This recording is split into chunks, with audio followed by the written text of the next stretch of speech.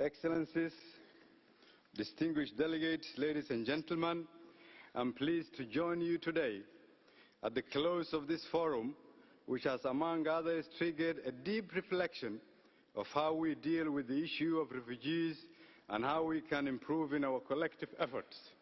In this regard, I would like to thank the UNHCR High Commissioner, Mr. Filippo Grandi, the Swiss government, and the co-conveners for organizing this timely and inaugural forum. This subject, Excellencies and ladies and gentlemen, is deeply personal to me. At a tender age, I was forced to leave the warm and familiar to the cold and uncertain life as a refugee. Like it is for many refugees, this journey requires an insurmountable amount of courage. The most difficult being gathering the courage to leave everything behind and rebuild in a new environment. To start fresh, often against all odds. I acknowledge that for many reasons, chief of all luck, many refugees like me at the time did not get the opportunities that I did. As a refugee worker for over a decade, I remained dedicated to the refugee cause and sought to address refugee issues passionately. The challenges were vast and the response was largely inadequate.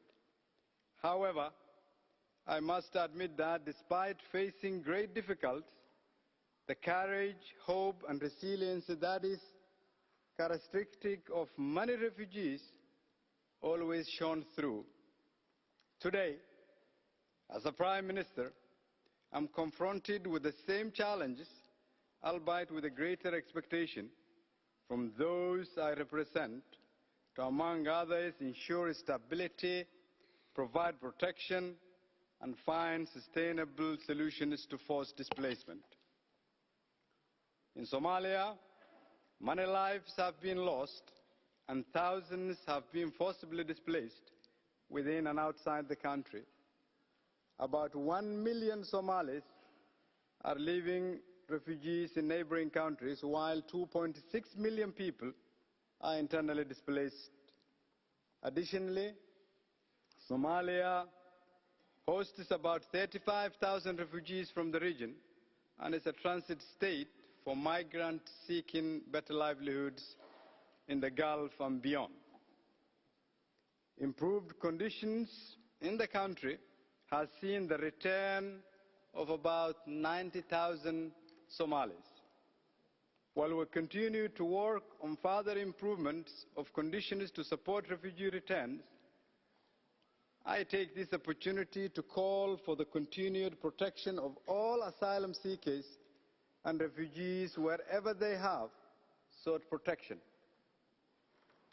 Excellencies, distinguished delegates, ladies and gentlemen, for decades, Somalia and its generous partners mounted robust response programs to address the need of refugees, IDPs, returnees, and host communities. Funds to the tune of billions have been spent on relief items and related support.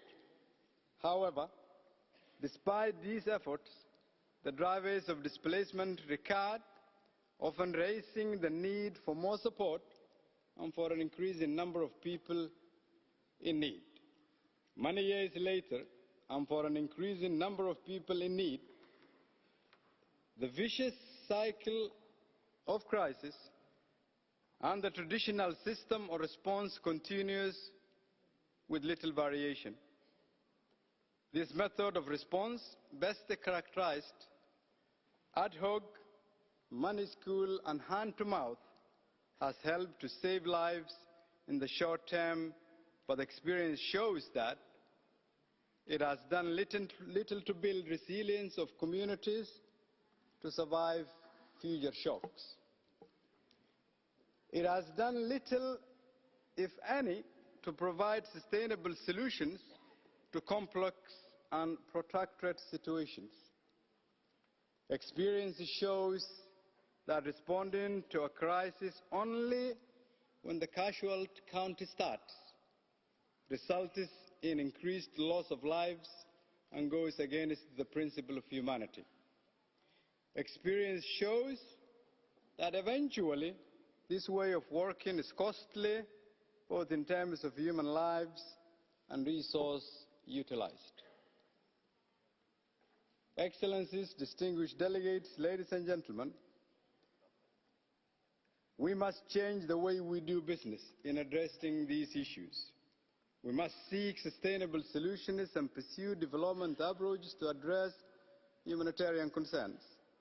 We must acknowledge that eventually it is the extent of engagement of development actors working hand in hand with the government that determines continued resilience of populations and prevents a slip back to crisis and displacement. We must focus on addressing the root causes and the drivers of displacement. In this regard, we must invest unreservedly in improving good governance, the security sector, economic recovery and social services, which are critical elements for peace and stability. We must agree that the needs of those who have lived in displacement for years are varied but include to return to a safe and prosperous home. And if we are committed to ensuring this, then we must invest meaningfully in improving conditions in the countries of origin. In the spirit of burden sharing, we must work better to support Somalia and other nations whose population is displaced within and outside their countries, which itself, Somalia, a refugee hosting country, a migrant transit country, a returnee receiving country, and lastly, a country rising and rebuilding from decades of instability. We must acknowledge that to achieve lasting solutions, there are no shortcuts and no half-hearted approaches. Excellencies, distinguished delegates, ladies and gentlemen, the New York Declaration for Refugees and Migrants and the Comprehensive Refugee Response Framework provide us a good platform to pursue protection and solutions to refugee problems. Its spirit acknowledges that some countries bear a heavier burden than others in dealing with refugee issues and calls for support to the countries in these situations. It is reassuring to know that, if actualized, refugees in the region and beyond will benefit. I, however, would like to call for an expanded application of this approach to include protection, assistance and solutions in situations of refugee returnees, as well as protracted situations in IDP context. An expanded approach would ensure that refugees who benefit from comprehensive support in countries of asylum would have similar support back at home. With regard to IDPs, this approach will help us to stabilize populations and prevent secondary displacement. For this approach to succeed, it must respond full circle to displacement from start to end.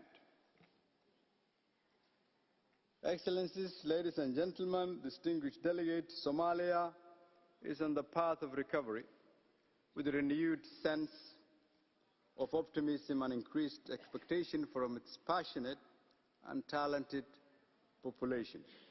To much, the federal government of Somalia is focused on creating enabling conditions by revamping efforts to address insecurity, finding durable solutions to address recurrent natural and man-made crises, prioritizing infrastructure development, delivery of quality basic services, skill building, creation of jobs and livelihood opportunities, in formal and informal sectors, as well as local and national investment.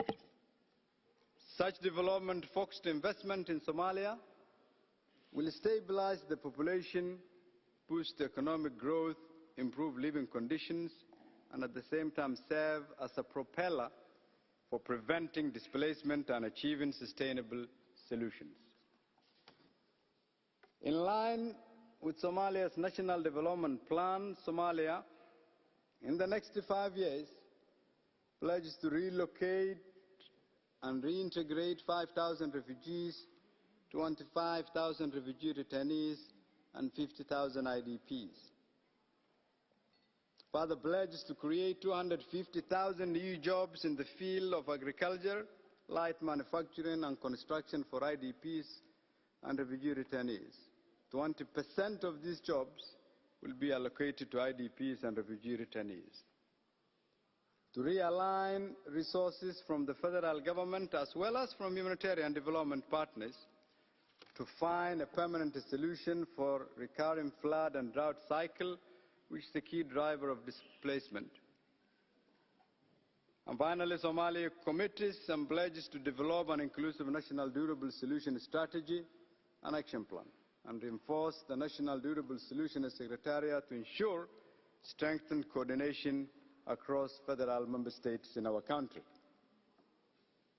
Addressing these key strategic elements is an enormous task, which requires a holistic approach and resources to match. We call upon our partners to help us in this important undertaking.